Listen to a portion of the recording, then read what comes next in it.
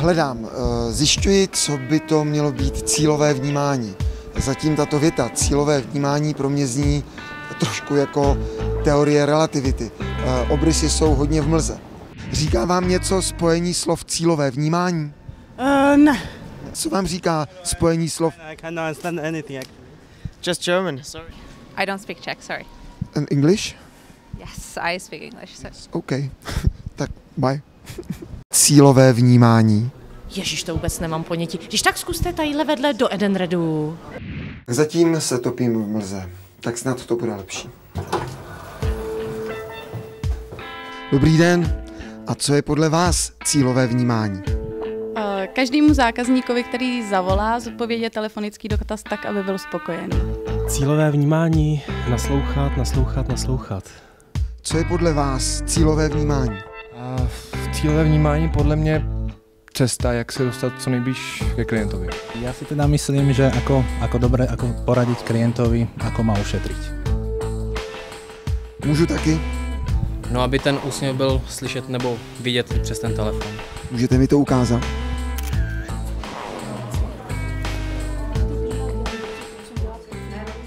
Cílové vnímání. Že mám nějaký plán a že ho chci prostě jako splnit, abych to potom měla dobrý.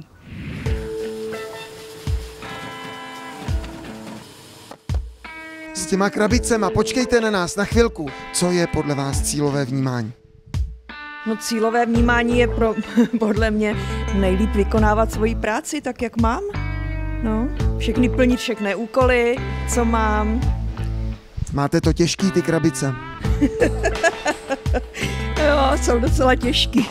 Tak dobře, já to cílově vnímám, že vám pomohu. Co je podle vás cílové? Nechte to je dobrý.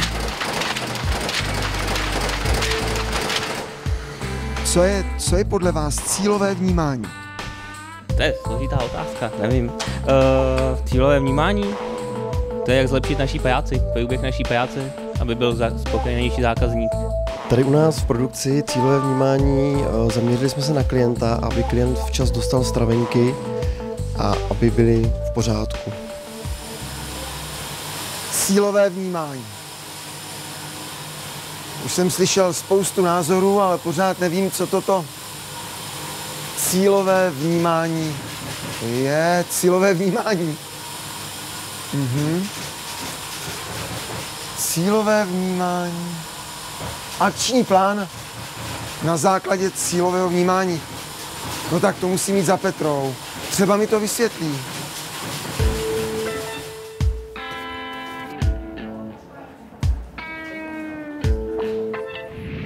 Cílové vnímání. Slyšeli jsme spoustu zajímavých odpovědí a názorů. Co na to říkáte vy, Petro? No vždyť je to vlastně hrozně jednoduchý. Jde o to, aby každý dělal to, co dělat má, nejlépe jak dovede, a to každý den. Dobře, to je teorie. Ale teď se pojďme podívat na to, jak teorie by měla fungovat v praxi. Petro, prosím vás, kde se tady u vás setkáme s praxí? No nejlepší bude, když se pojedete podívat na pobočky. Ale nejdřív si zajděte za Pavlem a za Michalem. Jako oni to nepochopí tohle, že jo? Jakoby, sice jsme si tady červený, žlutý, zelený, modrý, ale jako to nikdo neví, že jo? Mně to fakt nedává smysl tohle vůbec. Tak dobrý den, pánové. Jak jste na to šli? A co? Vy nevíte? Pobočky si v uvozovkách vymysleli vlastní cílové vnímání. Sami si řekli, jak chtějí, aby je vnímal zákazník. Michale, co si o tom myslíš? Je to, jak říká Pavel. Jo, ty obecné cíle v rámci cílového vnímání jsme rozvedli do konkrétní podoby, abychom to byli schopni aplikovat na pobočkách.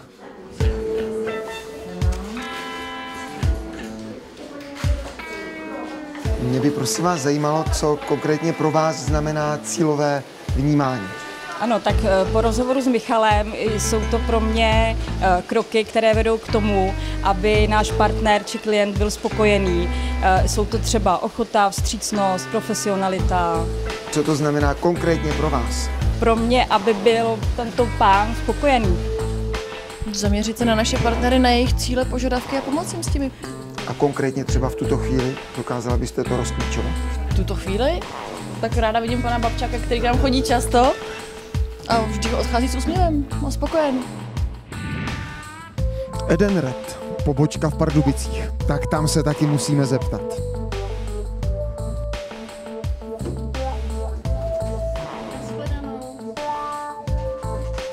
Já si představuju to, aby ten partner nebo klient rád k nám chodil a spokojen odcházel.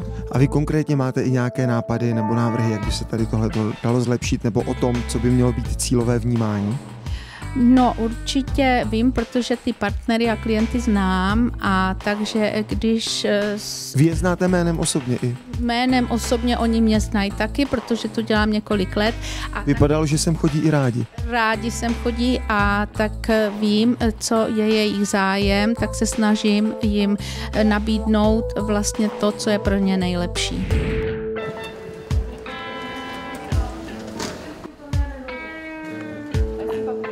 Mě by zajímalo, co si představujete pod pojmem cílové vnímání? Spokojeného partnera hlavně. Jako přítele vašeho? Ne, partnera tady na pobočce samozřejmě, aby odcházel odtud usměvavý a spokojený, aby přišel opravdu vždycky za námi rád. A víte nějaký příklad, co pro to konkrétně děláte vy? Konkrétně, co pro to děláme, příjemně ho pozdravíme, usmějeme se, dáme mu peníze a i za to. Takže odchází spokojen. Snažím se být příjemná a snažím klientovi nabídnout optimální řešení. Naslouchat zákazníkovým potřebám. A konkrétně, co pro to děláte vy? Tak vždycky si ho vyspovídám trošku, jestli je všechno v pořádku. Tedy naslouchat? Ano, naslouchat. Tak už víte, co to je cílové vnímání? Já ano. To znamená, že vy, ne Pepa ani Mirek, ale konkrétně vy přesně víte, co máte udělat. Aby všichni věděli, že jste profíci.